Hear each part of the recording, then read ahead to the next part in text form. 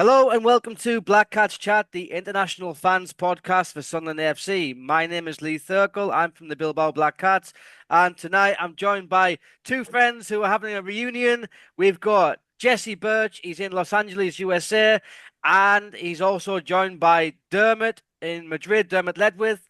They met up a few weeks ago when Dermot had a trip to Los Angeles for work, had lunch, and they've got a bit of a bromance going on.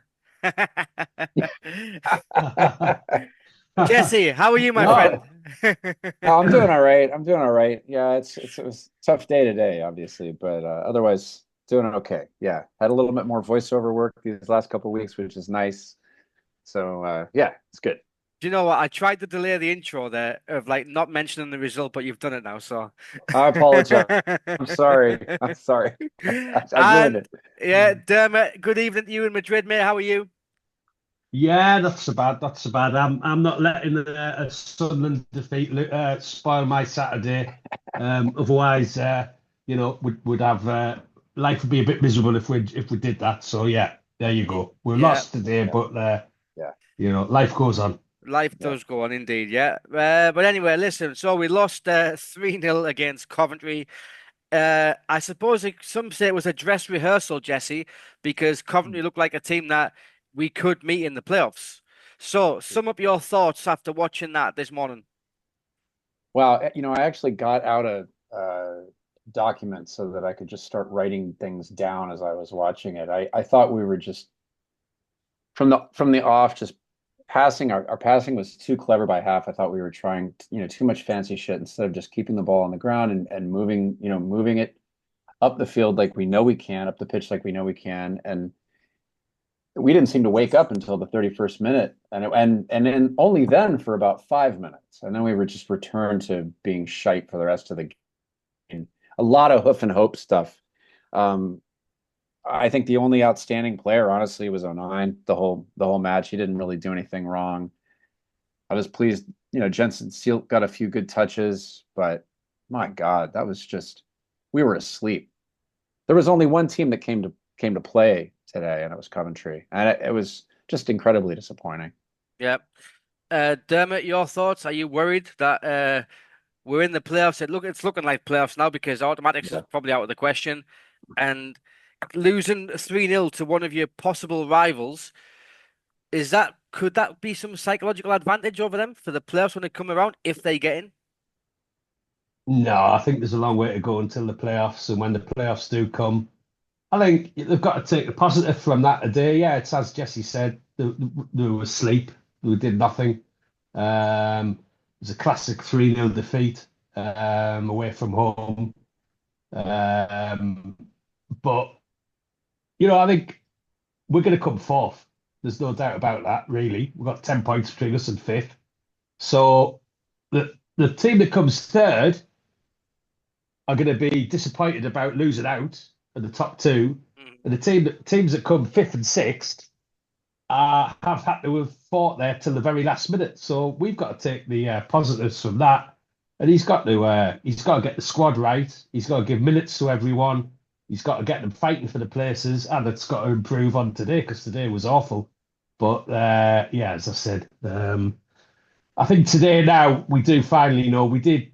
I thought today we could have had a chance of catching some ground up on well, Sheffield United play tomorrow against Sheffield Wednesday, and Leeds dropped 2 points earlier. So a win today could we would have still had a little bit of hope, but there's no hope now for the top two. So yeah, he's got 6 weeks or so before these playoffs. He's got to get us in the playoffs. Still got to steer us into the playoffs, but give him some time to make some plans. Like the other teams can't plan for the playoffs. We can. So yeah, you got to take some kind of positives out of that. As you said about, is it a problem if we face Coventry? I don't think so. When we face Coventry in 6 weeks' time, if we face Coventry, then everyone has got to be up for it. Everyone's got to be fighting for the place. But it's got to improve on today. Yeah. Jesse, is football's mental, isn't it? Because after the Preston game, we were thinking we had 7 points from 9, which is quite a good return. Although Was we should have been putting Preston away. But then it's Mhm. just madness how quick it can change. Like 1 point from 4, uh, and so we've been waiting for that kind of moment for teams because we were winning games, and so were the other teams winning games as well. You know, Burnley, Leeds, and Sheffield United winning games, and the last two games they've actually dropped points, so it's a missed opportunity. I don't know. Do you think that it just sums up that we can't get any higher than this, or that do you think that we should be higher than this? I'm concerned right now about I had to look at the form table. So, and I don't know if you've had a look at it. I noticed that over the last 10 games, we're in ninth place based on the form table. Over the last six, we're in 17th. That's not great, moving into the playoffs. I hate to be such a pessimist right now, but I know that, I know we were coming off of two wins, but they weren't convincing wins. I'm concerned about how we seem to be slumping into the final games here. And, I don't want to see that. You look at a team like Coventry and, they look like they might, I wouldn't want, you asked me if I'd want to face them in the playoffs, and the way they're playing right now, no. The way they played us today, absolutely not. And I think Dermot's right. He needs to determine where the team leaders are right now. This is what I kept saying to myself as I was watching today. Who's stepping forward in the changing room at half and saying, "Fucking pull your thumbs out, guys! Like, what the fuck are we doing?" I'm sorry to use the, this is a family show. I apologize, but I was furious watching this game today because I'm saying, well, who are the people stepping forward and saying we are better than this? Because we are better than this, and it's okay if we've been found out. I notice a lot of teams are playing us high, and playing us the way we were playing teams at the beginning of the season. That's fine, but that doesn't mean that doesn't give us an excuse to just roll over and die like we did today, and like we seem to be doing against Preston.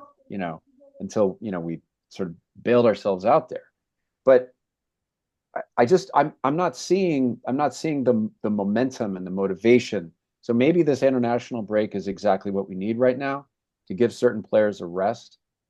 Some of them look like they need it. I feel like Job's been missing in action for the past 3 or 4 games. I don't know what's happened to him. I think Roberts needs a rest, even though he is, I like him. He provides assists where we need them, but I think he's tired. I think Rigg is tired. But I am concerned. I'm concerned about our form, over the last 10 or the last 6. That's troubling going into the playoffs. We should be performing more convincingly. When we win, we should be winning convincingly. And I don't see that. We haven't won convincingly all season, really. We only ever seem to win by one goal. But on the other side, today was the first game we've lost by more than one goal. Yeah. We haven't been thumped by anyone till today. And as Jesse says, it is concerning. We're running out of steam. They're running out of steam, but we haven't got a big squad. No, we don't. We haven't invested in that squad. He still plays the same players. There seems to be a rule that he has to play Job. Job played the other night when a yellow card would have given him a 3-match ban, and he played him against Preston. That was the last game before the bans get wiped off. Yeah, got wiped off, and he played Job. He played him again today. He hasn't been very good for weeks. Chris Riggs had a bit of a break. There's Alan Brown on the bench again today. He's got to have a role to play. He's an experienced midfield player. Between now and the end of the season, they've got to share the minutes around with him. Players have got to be rested. You got players coming back. Mundell's come back and looked okay. The young lad Watson's come in and hopefully come back and will give us something. So he's got to be clever now with the squad he's got. That's the cards he's being dealt. But the worrying thing, I would say, is getting a tune out of the 2 forwards. Because we've only got 2 forwards, and Wilson Isidore has given us flashes of brilliance. He's scored goals. He's looked good, but he doesn't lead the line. Mayenda is a youngster. with a lot of ability and a lot of potential. He looked good today, even at times, once or twice going forward in the first half. Bit of speed, bit of power, but he's 19. He shouldn't be relied on to lead the line.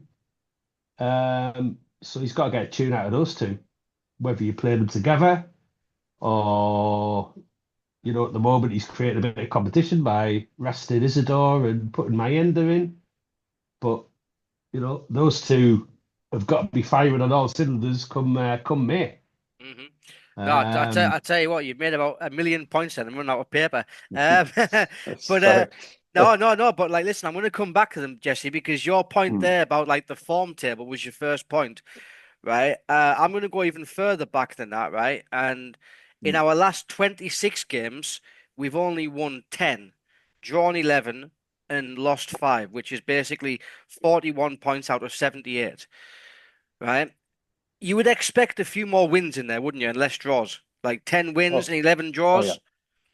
Oh yeah. If I plucked that out of the air and said, "Is this a promotion team?" What would the casual observer say? And I think most people would say not likely, but of course anything can happen. And I don't want to make any predictions here, because obviously I would love for them to go up more than anything. I'm tired of being in the lower leagues, and so this isn't where we ought to be. But when we started the season, we were playing with some flair, we were playing with some panache, we looked pretty great. Then we signed we brought in Isidore, he started scoring goals, he scored some beautiful goals. He's having a slump. We're capable of better than this. And I think that, like Dermot says, this 2-week break is an opportunity for him to ask a lot of the players and ask them who of this group is going to really step up and perform and get us over the line and get us through playoffs. And playoffs, I mean, mentally and physically, that's a tough stretch. Go on, Devin, you want to come in? Yeah, no, just with the basic observation that in every league, every year, someone has to come fourth. We're gonna come fourth. We should come fourth. We're odds on to come fourth. We're 10 points clear of fifth, and we're 7 or 8 points off third. We're the fourth best team in the league, and the other 3 have come down from the Premier League and have got more money. But without knowing the ins and outs, there's been a lot of financial reports. The finances for the year were released this week.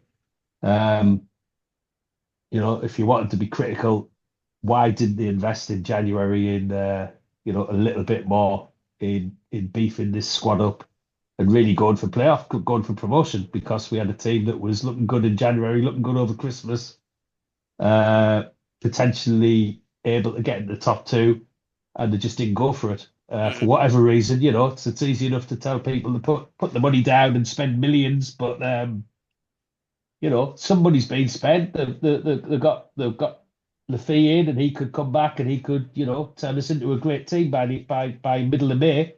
Again, we've seen flashes from him, but one thing I didn't understand was two forwards and an attacking midfielder, Ashish, the Ukrainian fella, Rusin. And Rusin and Bennett, Bar, and Connolly.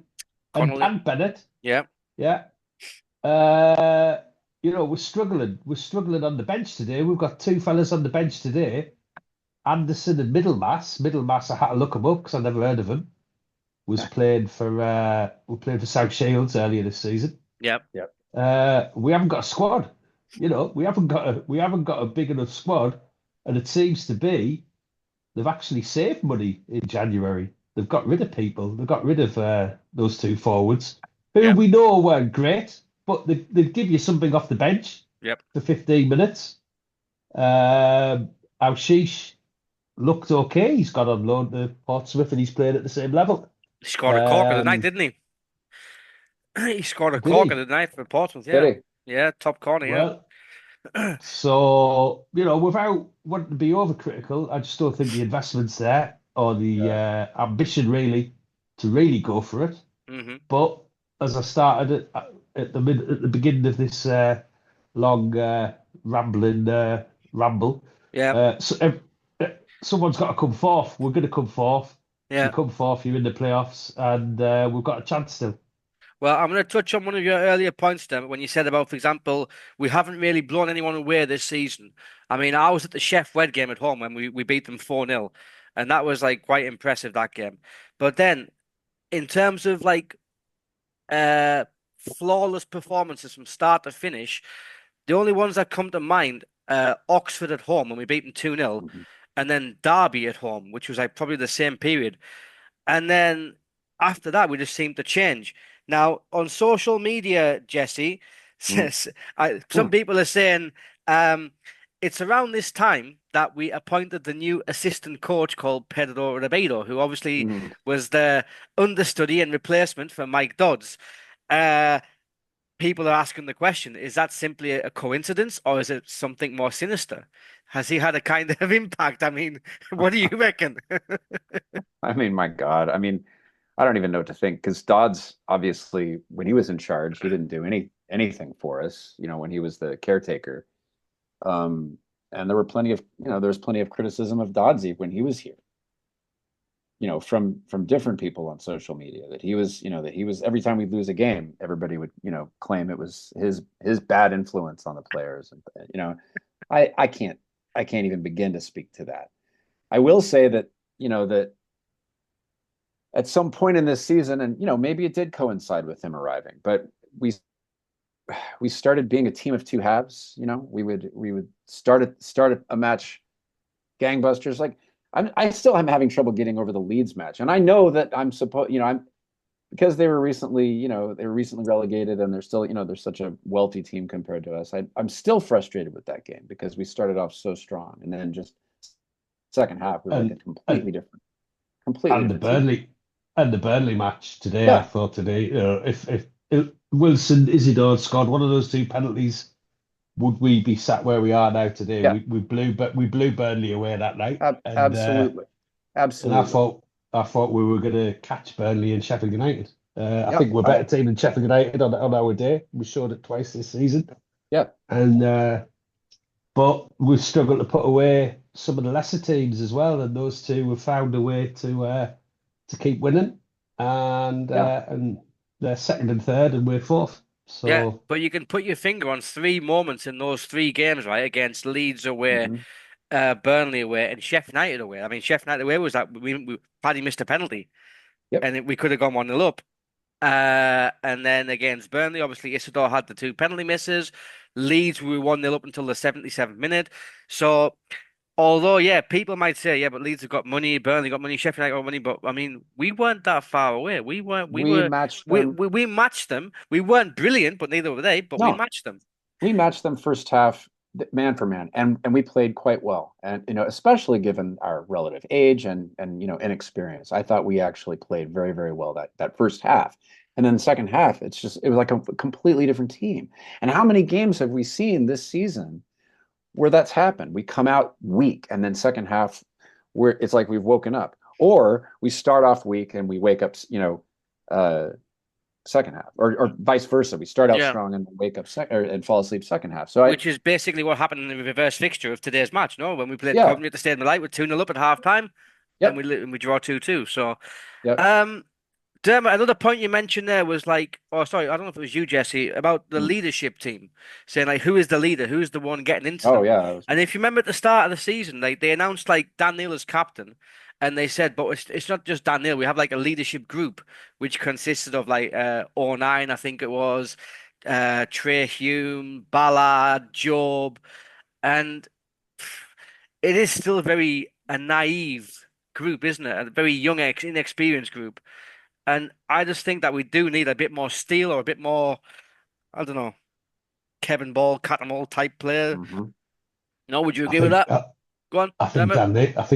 Dan Neil needs a rest after today. Yeah. I think Oh yeah. he was very poor. He gave the ball away a number of occasions, and I think he's a good player, and I think he can play in the Premier League. And I just think they need to take this 6 weeks or so up to it's almost 2 months or 6, 7 weeks till when we're in the playoffs and get as much out of these players as possible. Give them a rest. And Dan Neil needs a rest. Rig needs a rest. He's had a rest, but he needs more of a rest. They need to get them back firing on all cylinders like they were earlier in the season, and we've Yeah, got a chance. But yeah. but yeah, as you say, I think I'd like to see Alan Brown played a lot more between now and the end of the season to give these a rest. He's been out injured, so maybe the three midfielders, the three young midfielders, haven't had the rest that they should have. I think Rig is almost in danger of burnout because he's still very young. Hmm. I work out Chris Rig. I've got one daughter and he's younger than my daughter, so I'm like, I'm like, Mine too. Chris Rig is 2 months younger than my daughter, and Yeah. she's gone out for her first Saturday night out tonight, and Chris Rig, has been Yeah. playing for us in our first team for 2 years.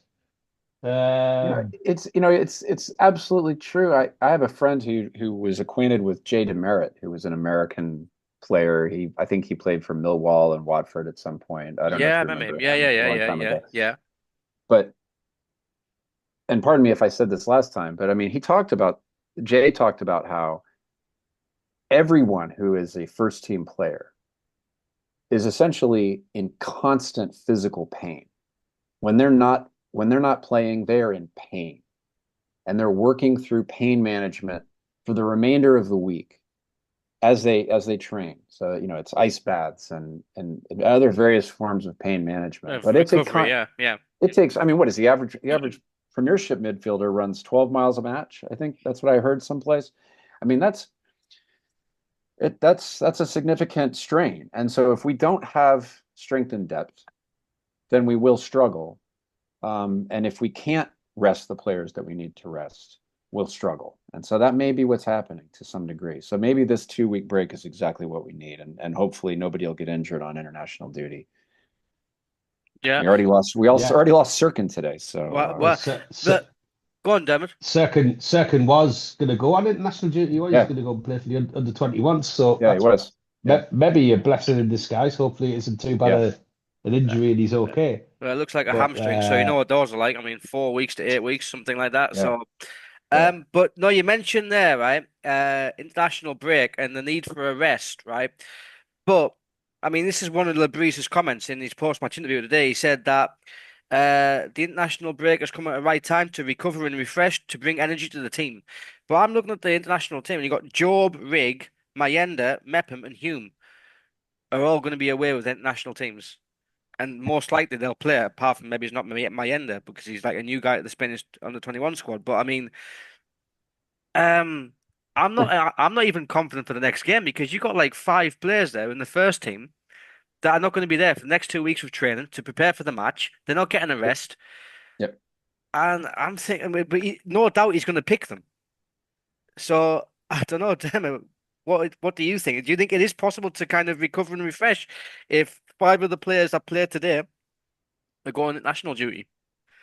well, I mean, we've said before that they're going to come fourth and they're in the playoffs, but they've still got to make sure they've got enough to get over the line in these last 7 games, and share the minutes around to get people fresh enough for when it really starts at the beginning of May. Yeah, Dan Neil's not going away. I think he needs a rest. Job definitely needs a rest. Rig has had a rest and potentially should have a bit more rest. Yeah, I mean, that's why you have a squad. It's a squad game.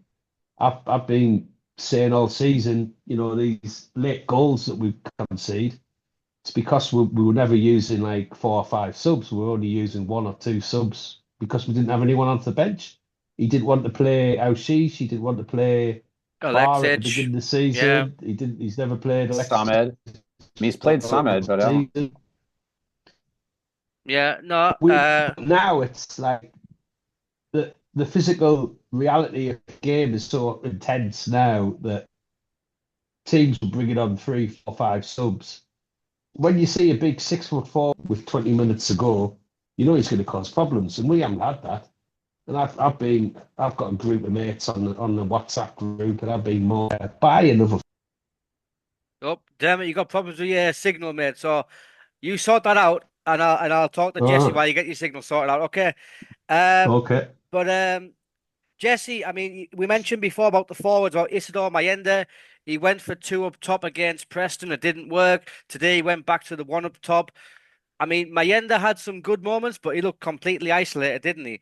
So, I mean, if we're not good with two in midfield and we get hammered 3-0 with three in midfield, what is the solution? Yeah, I have no idea. I wish I had an idea. I mean, again, I come back to the fact that we have played with we played with this lineup very successfully several times this season already, and I thought we had this sort of sorted, and I thought that's why he was basically sticking with the team the way he was week to week and not chopping and changing like other managers have. And I was, and I was kind of impressed with that, but it's not working anymore. They've figured us out. I keep wondering when we're going to see Dance. I mean, is he injured for the rest of the season and we're never going to see him? Is he going to come out guns blazing for May, and then we'll It's or looking April, unlikely. and It's looking unlikely because he's still training. We're still getting treatment at Liverpool, so he hasn't even been to something yeah. yet. I don't think And so. Abdullah, I was looking at the team squad the other day, and Abdullahi, right? And I forgot about him completely. Yeah, yeah. I mean, he And also has like a little so injury. I think he said a couple of right. weeks ago. Yeah. So what choice do we have but With to alternate between a sort of a quasi 4-4-2 and sort of a 4-3, whatever. I don't know all the Yeah, like setups, a but with a 4-1, sole striker or 4-1-2-3, or yeah, yeah. 4-1-2-3. We need the playmaker that Job was, that we've seen for several games, and Lefay we never have seen in a central role, which is what he was supposed to be sort of best at, prior to his injury. So, I don't know. How long is Lefay out still? End of the month. Apparently, he could be Yeah, back for the Millwall game after the international break, which would be a which boost. would But be which would we be need great. Lefay firing on all cylinders Yeah, as quickly as possible, and yeah, trying him in the middle, and trying few new yeah, things. I mean, he's got options, and he has got a squad. He has got people coming back, and Watson and Mundle. Mundle's looking good. Mundle should be. So there are positives. I think after a 3-0 defeat, you do tend to be fairly negative and dwell on everything. But it's the first time, we've said it's the first time we've been beaten badly all season. There are lots of positives there, and I think he's got a decent hand of players to play with, and there is a way to get us through the playoffs. But Dermot's the optimistic. Dermot's the optimistic voice today. He's wearing the white kit. I'm the pessimist. I'm wearing I'm in mourning with my black away kit. Good. I need to listen to Dermot more.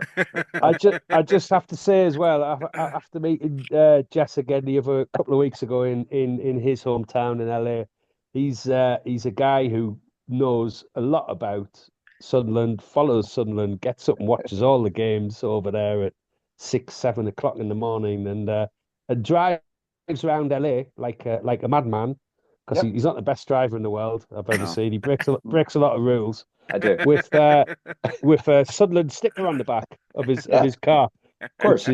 which is brilliant. When he showed me his sticker on the back of the car, was I welled up with pride that my town's football team is driving around the hills of LA, the hills of Hollywood, with that sticker on. So yeah, all kudos to you, Jess, for sticking with Amen, it. Jesse. Amen. Amen. Yeah. Right then. So, listen, we're talking about, for example, they're the wingers, right? Robertson, Mundle. Today they didn't get any involvement at all. But is that just a fact, Jesse, because we're just over reliant on them? Because we don't have any other creative players in the team apart from those two. Because Joe, Brigg, and Neil aren't really creative. They're just by box to box, good passing, energy, technically very good, but in terms of creativity, we just lack that, and everything just goes through the wings. And I think teams have like sussed that out a long time ago. Oh yeah. I think that if you have like a player like, I don't know, Lefay or Alshish in that position, it gives the opposition something else to think about. which could also create, I don't know, a breather for Mundle and Roberts, or give them more space. But I think we just don't have that extra creativity that we used to have. Yeah, I mean, we were starting to see it with Lefay. Absolutely. I mean, he looked bright every time he had the ball. I mean, Mundle, yeah, I mean, Mundle scored an absolute worldie last match. I mean, that was an extraordinary goal, and he has that in his quiver, right? And he tried to do the same thing twice today and got blocked, as if as if people kind of have been watching him and know what he was going to do. But Roberts hasn't scored this season, has he? Or once? Roberts is an enigma completely. He's a fantastic player with the ball, but we need more out of Roberts to fire us up in these playoffs, definitely. But I think he would play better with Lefay, because like he did with Pritchard, like he did play with Ahmad, he had like a good link up. But I don't think he has the same kind of connection, or the same. Him and Rig aren't on the same wavelength, because for me, Rig is not that type of player. He's not an advanced midfielder. He's like a number 8. But for me, Joe, Rig, and Neil are exactly the same type of players, and they just basically cancel each other out, in my opinion. Job is good at holding. Job is excellent when he's good. He's excellent at holding off players and completing a pass forward, to a winger. But he's been just a shadow of himself for the last few games. And again, we never got to say Lefay in a central position. So you may be exactly right. He might link up really, really well with Roberts and Mundle or Watson on the left, or we could try Alexic over there. But and it's not, like you said, it's not working with Rig at all. I mean, I hate to say it, but I think he just needs some time. He needs a rest and some time. Absolutely. 17 years old and playing 90 minutes every match. Crazy. Dermot, you mentioned before, like the bench. I mean, as soon as I saw the bench, there was like, we have 9 players on the bench nowadays, don't we? 9 subs. So there was like Moore, there was Sealed, Anderson, was that, I don't know if Hjelde was on that day. I don't think he was. Watson, Middlemass, Alexic, and Harrison Jones. Yeah. And I was thinking there's only 3 of those people, and Brown. There are only 3 of those players who have a realistic chance of getting any game time today. And that was basically I think it was it was Brown, it was Watson, and it was Isidore. Yeah. There's fellas just filling the bench. Yeah. He's just filling the bench. That's the lack of a squad, isn't it? That's going back to the lack of investment and getting rid of players that we probably didn't need to get rid of in January. I mean, like putting players like Joe Anderson. I mean, Joe Anderson like struggled to hold down a place at Shrewsbury, for Christ's sake. And then you got this. They were trying to get him out of the club in January. He's 24 and he's never going to play at this level again. So yeah. And we're struggling defensively if we have any more injuries at the back. Ballard's out still for a while, and Elise is a sick note. Well, Hjelde was missing today. Serkin's injured, so I mean, we are getting down to the bare bones. But I mean, Ben Middlemass, he was on loan to South Shields. He's a talent. Harrison Jones, academy product, but he's 20 years old. Yeah. Listen, they might be good football players, but I don't think they're going to contribute anything to our current situation. And that just brings me back to the point of the players that we let go. I mean, I've got down here that we let go. Who do we get? Aushish, Rusin, Barr, Bennett, and you reminded me of Connolly. That's like 5 attacking players, and we've replaced them with 2, like Lefay and Dans, and both of them are currently injured. Well, Dan's never came injured. I mean, Lefay at least got injured for us.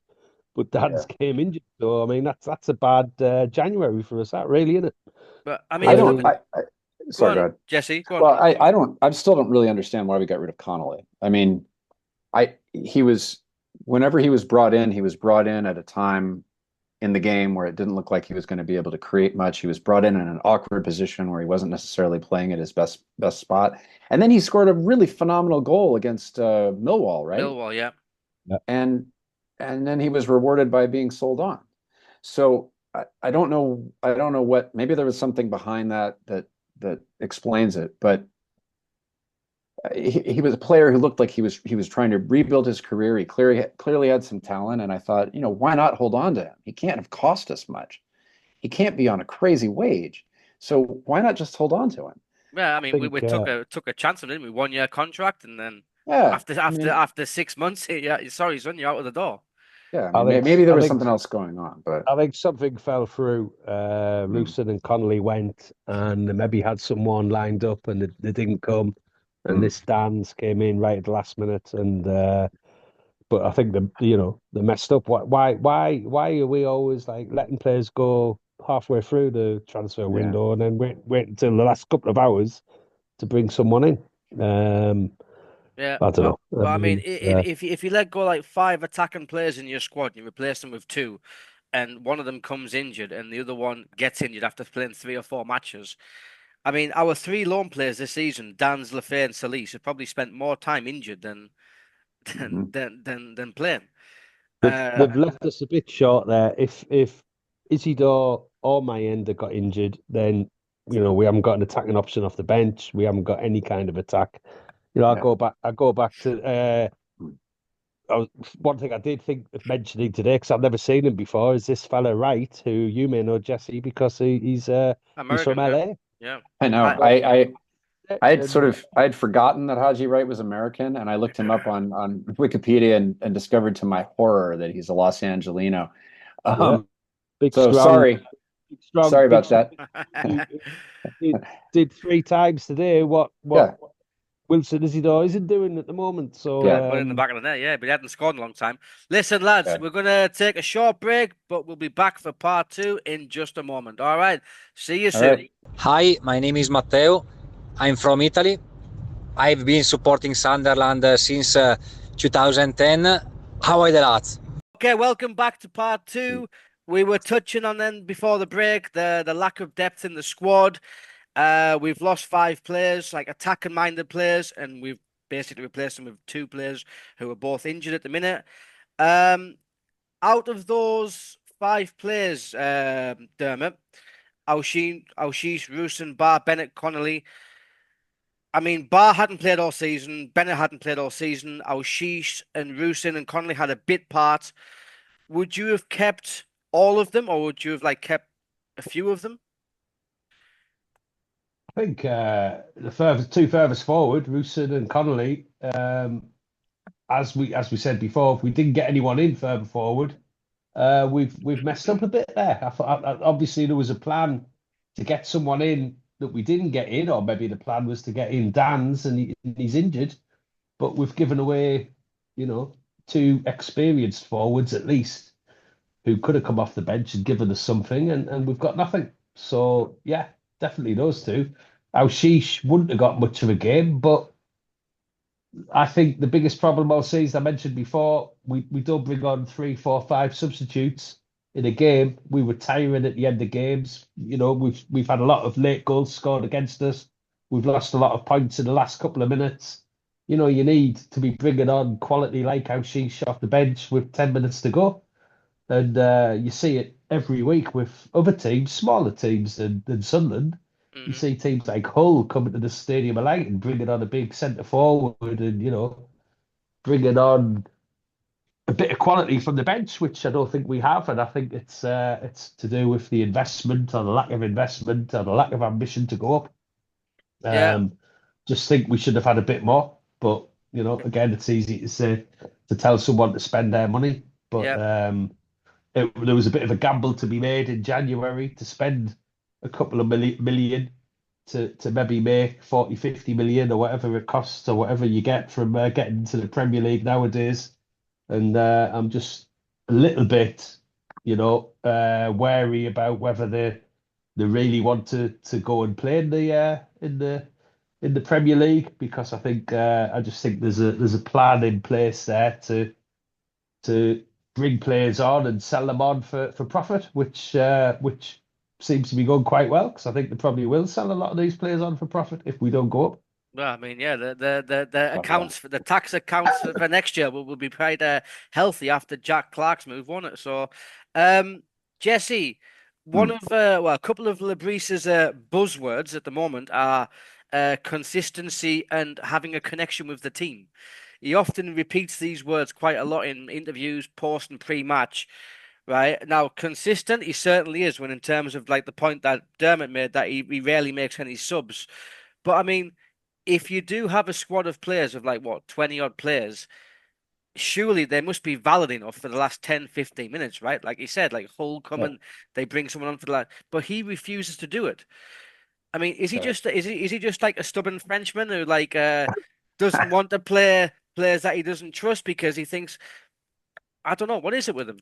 I don't know. I mean, I don't know if he doesn't trust the players that he has on the bench. You know, he's obviously a coach. He's not, you know, it's the director of football model, right? And so they're making the choices for him. And he you know, he said today in his post-match interview, this wasn't the best version of Sunderland. I wrote that quote down verbatim because I sort of thought, well, then what is? If this isn't the best version, what's then why aren't you playing the best version? Why aren't we playing the best version? And I know what he meant. We're not seeing the best version of Sunderland. I understand what he's saying, but what's the problem then? Is it just that they're tired, or have the owners not left him with the quality of player that he needs to be able to run the course of this entire season and see it through and get promoted? I don't necessarily believe that the owners don't want promotion and that they're satisfied being a selling team indefinitely. I don't necessarily accept that notion, because I think that any owner, worth his salt wants to go all the way up. Right? You would think it's ludicrous. Yeah, you would think it's ludicrous that they don't want promotion. But, right. And so I wonder if again, there's something we're not seeing, that there's something that, they're more concerned. They're trying to be more conservative with the accounts. They're trying to make sure that we are in a really strong financial standing before we go up. So that then we are able to splash the cash, buy some players that'll keep us there for a while. But and without being on the, inside the, in the room where it happens, to quote Hamilton, we don't know. And we can speculate that that's what's going on, but it's hard to know why they didn't make a bigger push to, get that, massive fullback or that massive center forward that we clearly need, right now. Who knew? But we're going to need another fullback. If Sirkin's out for the remainder of the season, if he's really done his hamstring, that's it for him. So, I don't know. Yeah, no. I'm talking a lot of shite right now. I have no idea what I'm saying. No. It's all good conversation, mate. Go on, Dan. I'm feeling the same. It's all a bit of a conundrum, isn't it? It's we've got a very good squad of good players who we all think it's been an enjoyable season. It's been a good season. It's the first time we've been beaten today by more than a goal. Every game we've been in. Today, 2-0, it looked like, I started playing my guitar and started doing other things and looking at my phone. I knew there was no way back from 2-0 in the second half. You're always optimistic you could get back into this game. We were 2-0 down at Swansea this year and we won 3-2. Never looked like that today. Nope. They're tired. They're tired and they're running out of steam. They are tired. They are tired, Dermot, but is that not on Lebris to kind of freshen things up? Or is he basically just giving like an FU to the recruitment team to say, listen, the players that you've given me, the squad that I've inherited, is basically shit? I mean, well, it's not shit, is it? It's a good squad. No, I mean the squad. I mean like the reserves, not like the players in reserve. Let's say the players in reserve. I mean, it's the key. The key's in those three. Well, the key is, we talk about football here. The key's in midfield and up front and having a good defence and having a good goalkeeper. I thought the goalkeeper could have stopped the first one today as well. There's a bit of criticism about him as well. So it's going wrong everywhere. It's going wrong in goal. It's going wrong at the back. It's gone wrong in midfield because I think those three youngsters have been overplayed. And now we don't know who our best forward is because they're both missed sitters, basically. They're both good. Mm-hmm. They're both good, but they've both missed some sitters as well, even today. Isidore missed Isidore missed that absolute plum of a cross last game that we would have won that game had he bagged that header. And he was, Isidore he looked terrible the other week at home, the game at home where he hit one shot that hit the corner flag.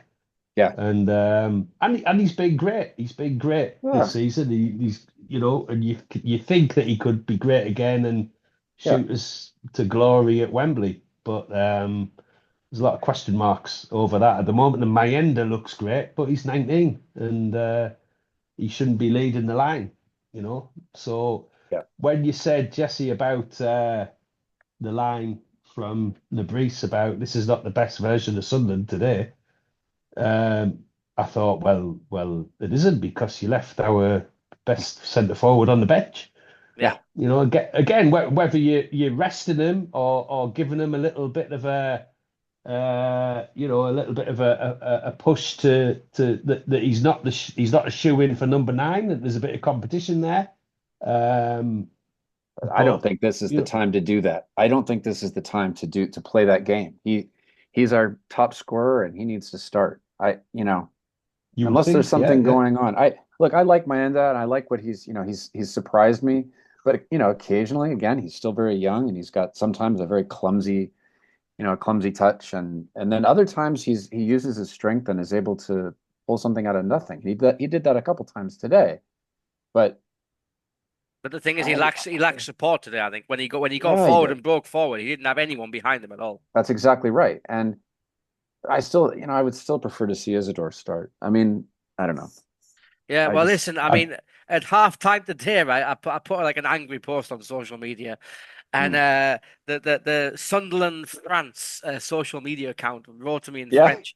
I had to use Google Translate to translate what he was saying. But his comment was basically, this reminds me of the last few months of Lebris's tenure in charge of Lorient in France. I was thinking, if you're saying that, mate. And but anyway, bonsoir to our French friends. But yeah. Apparently, he did have that reputation anyway. He started off well at Lorient, and then they say they sold some players, but then he said that he became really conservative. I don't know. It could be deja vu, couldn't it? But what else was I going to say? Well, you remember when Speakman came in, right? And his quote was, I think it was something along the lines of, "We want a playing identity that reflects the Sunderland way of playing, the Sunderland style." Like exciting, get the fans off the seat, a tackle. You know what I mean? And that's what I saw at the start of this season. That's what I saw under Tony Mowbray. Obviously, Michael Beale was shit, but I'm kind of like, for me, today's performance reminded me of last season. Like towards the end of the season when we went on that bad run, it was just like basically there's no high intensity, there's no kind of aggression, and there's nothing to get excited about in terms of our attack and play. So I don't know. If we don't get promoted this year, Jesse, do you think Lebris' job could be under threat? Of course. I mean, why not? I know we like to merry-go-round our managers at Sunderland. We've been doing that since, I mean, as long as I've supported them, it seems like. But this is reminding me a lot. The way this season is playing out right now reminds me a lot of the last couple of months with Mowbray. When Mowbray started, and people weren't too terribly enthused, but then wow, he really transformed that team, and he had us playing some beautiful football initially, and then it's like he ran out of steam, ran out of ideas. Teams found us out, and then we sort of started to stumble, and it's like the same thing. It's deja vu all over again, right? Well, no, but that's a good point, though. Go on, I think we've lost today, but we've come on the back of 7 points in 9. I know. I'm being very negative. I'm sorry. I think that's it today. I think I'm never normally so positive, but I don't know why when it comes. You really are. When it comes to Sunderland, I think we could kiss goodbye at the top 2. That's it. It's over. Yeah. So forget it. It's that's gone, and he's got 6 weeks to sort all these problems out. We can go on for hours about all these problems. He's got a lot on his plate. He's got a lot to do, but we'll see if he is a really good manager. If he can take these 6 weeks to to solve all these conundrums and get the team fighting and looking good in May. I'll tell you what, Lee. I'll tell you what. If he gets us through the first round of playoffs, I'd say his job is safe. Mhm. But if we stumble into the playoffs and we go out first round, I think his job's in jeopardy. Mhm. Because A bit like yes, a bit like Tony Mowbray, no? Because Tony yes, Mowbray was linked with a departure, no? And was yeah. that Italian guy Farioli got linked, and then he went to Mhm. where was it? Mhm. No, was it Well, Lyon? that was 2 years ago. We Yeah, didn't expect to be in the playoffs. yeah, Yeah, Ahmad fired us there, really, yeah, yeah. he did. and it was so disappointing because Yes, it was.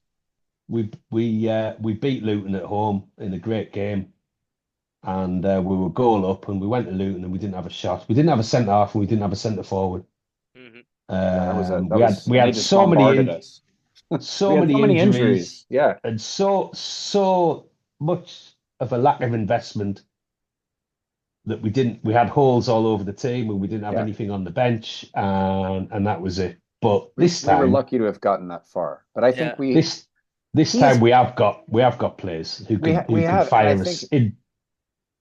well, and I think he's going to be a victim of his own successes potentially here, because he's gotten us to fourth place. We've been at the top of the table all of the season, and I think a lot of us, well, myself, maybe it's just me, my expectations have gone up a little bit. I think we should be promoted this season, and so the fact that we've hit this performance slump, this form slump over the last 6 and 10 matches, right, is maybe more disappointing than it has been in past seasons. And so I just think that may be why he has a little more riding on it. That's just me. But I'm hardly a fair weather supporter, as you know, Dermot. You're up earlier than anyone else to watch us every week. So But you're a breakfast supporter, I'm a aren't you? breakfast supporter. Yeah, Yeah. But You must really. It's interesting you mentioned there, Jess, about like Tony Mowbray and like you see similarities, because remember when Tony Mowbray, just before he was sacked, he did that like little outburst, didn't he, in the press, saying like, I look behind me on the bench and I see kids. Yep. Do you think Lebris feels the same way, because he's got like what, Alexic 18, 19, Tommy Watson 18, Middlemass, Jensen Seal 21, and he's thinking like, yeah. I think that there's a lot to that. I remember it was a horrible game and it was a horrible brief tenure, but when Beale was standing there, and we were losing to Newcastle, and he never once turned around, I think he did look around at the bench, and he never called, and he didn't sub anybody in, I don't believe. And didn't he say something to the effect that he didn't believe anybody on the bench could actually was better than who he had on the pitch already, and so there was no point. Yeah. And so if that's the state we're in, but I think that's where we are. Things have improved. I think there is a squad. There are players. Yeah, we've It's got just better players now. a bit baffling that we didn't go that extra 9 yards to Yeah, really make that push for the top two. We are in the playoffs. Yeah. Lafay, was quite a brave thing to do, to go and get that player, and he's getting paid a lot of money. Yeah. Is he going to come back and be fit in time to really make a difference in the playoffs? You would hope. Hope so. He'd be the kind of player who, if we played against Coventry or Burnley or Sheffield United in the final at Wembley, or we've got to play Coventry and Burnley or Sheffield United to win it, then you want someone like Lafay. And there's a lot of talent in that team, and I'm still very optimistic. Look, I've seen us lose 5-0 at Coventry in my time. I was there. I got out of school early. I left school as a 17-year-old to go and see us lose in Coventry on a Tuesday night, 5-0 in the League Cup quarter-final replay after that Gary Bennett, David Speedy incident. You remember, Lee? Yeah. And we went for the replay down Coventry and lost 5-0. So 3-0 today is nothing. after that. Well, yeah, and I watched know, us lose. I watched us lose 8-0 to Saints, but I wasn't there.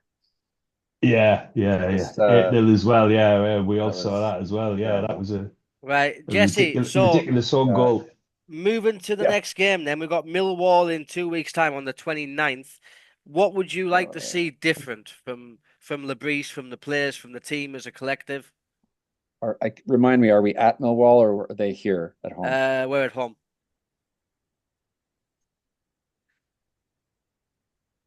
I mean, if we're not out the gates battling for every single ball, we need to be playing the way Coventry did today.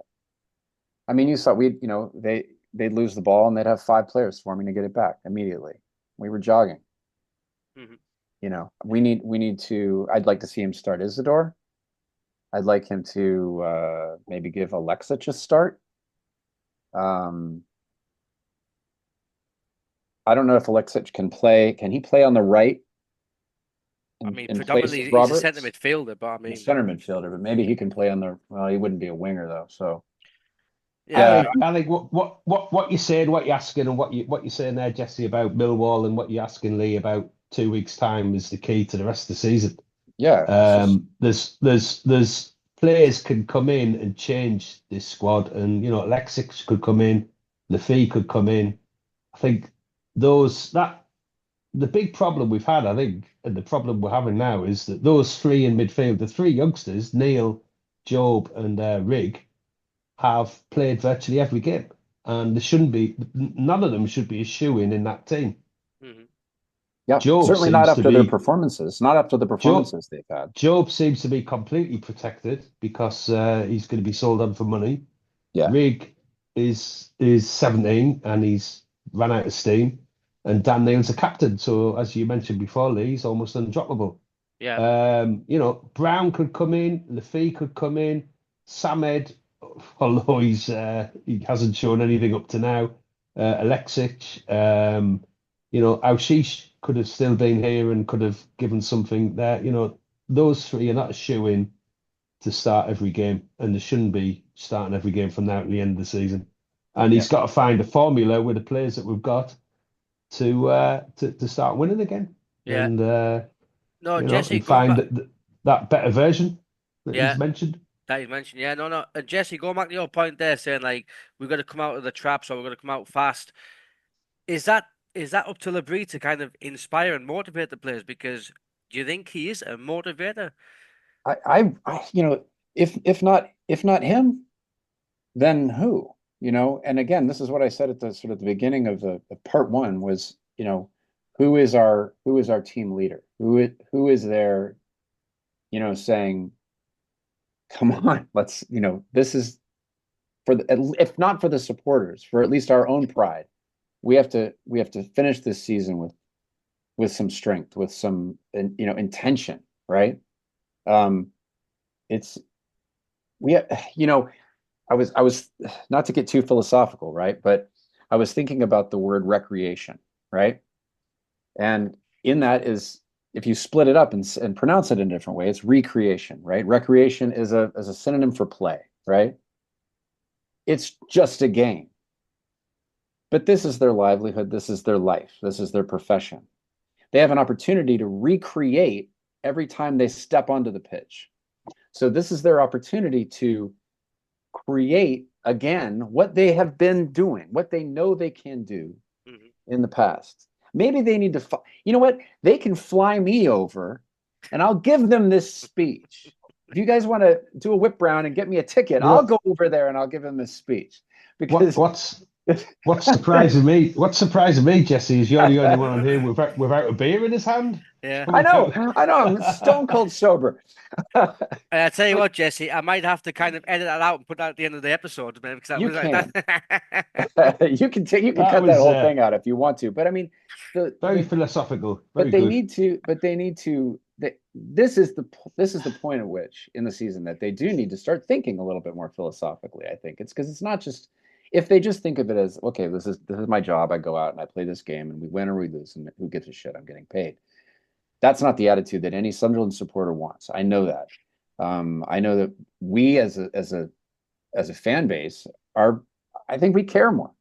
We're some of the best. This is one of the best supported teams in the world, and we care that the people who are on the pitch for us are running through brick walls for this team. That they have the same attitude that that Riggy does, that Luke O'Nien apparently does. That when they get onto that pitch, they recognize that this is an opportunity to really do something special, and they need to believe that again. Yeah. I don't know if Labrise is able to bring that out of them or not.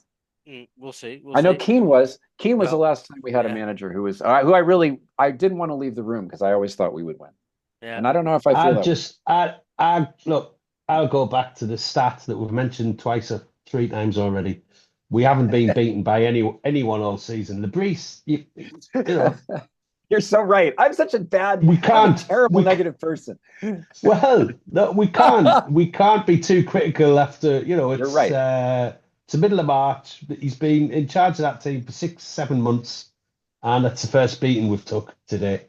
I think that he's a bit conservative.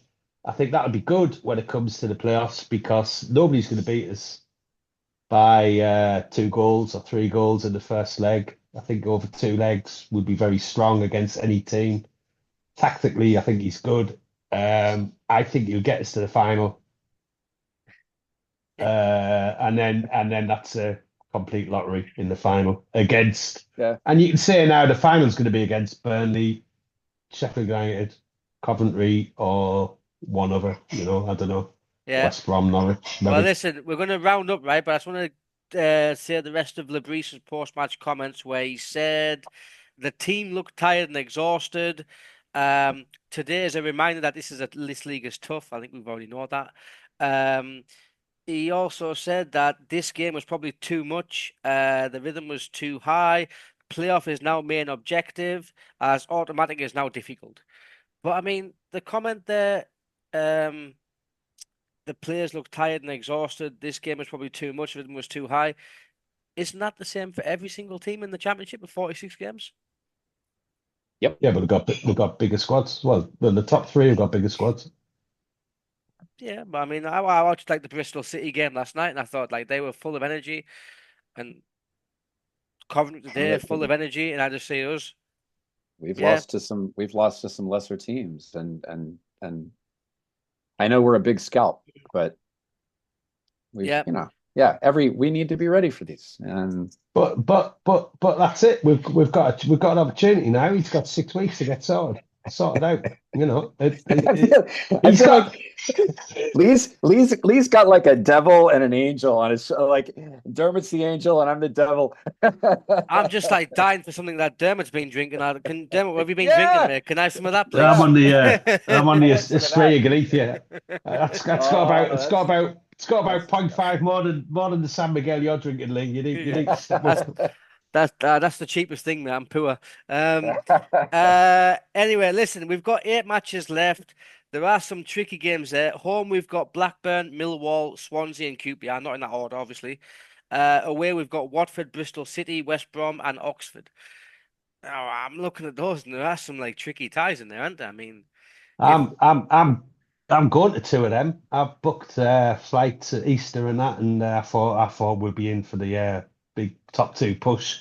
This was about 5-6 weeks ago, so I was getting excited. I thought I'm going to Bristol at Easter, and I'm going back home to see the Blackburn game. Yeah, but they're a bit of a dead rubber now, aren't they? So, but I go back to what I've said before. He's got to find the right formula. He's got players. He's got to play with them. I would like to see him still try and get Isidore and Mayenda on the pitch at the same time, because I think those two can link up well together. I think Isidore needs help with an attacking player. And I think, as I said before, my final thought, Job, Dan Neil and Chris Rigg should never be a shoe-in for the first 11. One of them should be sitting out.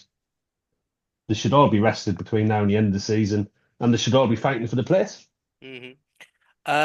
Jesse, then final thing, we're on 69 points, 4th place, Coventry 59, West Brom and Bristol City joined 6 and 7 with 57.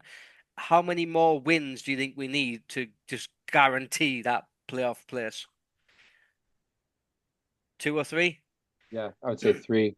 I mean, and again, I just want us to regain some momentum at the right times, you know. So I don't think any game at this point, all the games at this point are important games for us. Not because we have to win every single one of them, but so that we can regain our momentum. So we're moving into the playoffs, and I do believe, you know, I think we're obviously a shoe-in for the playoffs at this point, but I think it's important that we have to have some momentum going into that, so we can feel like it's you know, it's maybe more of a foregone conclusion that we'll be that third team that goes up. Mm-hmm. I think if we only won 3, we could be caught, couldn't we? Because oh yeah, we could be caught. I mean, if we only get 9 points, we could end up 7. But we could, but I don't think we will. I don't think we will be caught. I think this break is happening at the right time, and I think we can. I think we'll make the playoffs, but I'd like to see us make the playoffs on a high and not just slump it. Mm-hmm. We need to improve our form. Yeah. Well, listen, lads, we're going to wrap up there. Not on that note. Don't let me be the one. Let Dermot. I'm going to edit your comment. I'm going to edit your comment from before and put that at the end. Oh, good. Yeah, I really like that. Take it out. At least it went all philosophical. Saturday night philosophy. Well, Saturday lunchtime for Jesse, but no, it's really good. What was it? Recreation or recreation? What do we want? What do we want from this? We want to recreate. We want to recreate in our recreation. I think we need some recreational drugs to get over today. That's what we need. Yeah, absolutely. But listen, like, we've had a shit day, but I hope everyone enjoyed listening to this podcast and gave them something to cheer about, especially those like 3,000 Sunderland fans who saw that shit today. Listen, the Mags are playing against Liverpool tomorrow in the Cup final, so we hope those bastards get beat. I don't know if you we could still have a cheerful end to the weekend. Yes, exactly. Away Liverpool. Yeah. And I don't know if you saw the video today, but like at the service station going down south, some Sunderland fans let down the tyres on the bus of Newcastle fans travelling to London. So I thought that was hilarious. Fair play to those. Anyway, on that positive note. Yeah, that's better. That's much better. That's better, right? Anyway, I'm going to go and have a couple more San Miguel's and some wine. Jesse, enjoy the rest of your afternoon, mate. Dermot, enjoy the rest of your evening. Thanks for coming on, and I'll see you next time. How are the lads? How are the lads? How are the lads?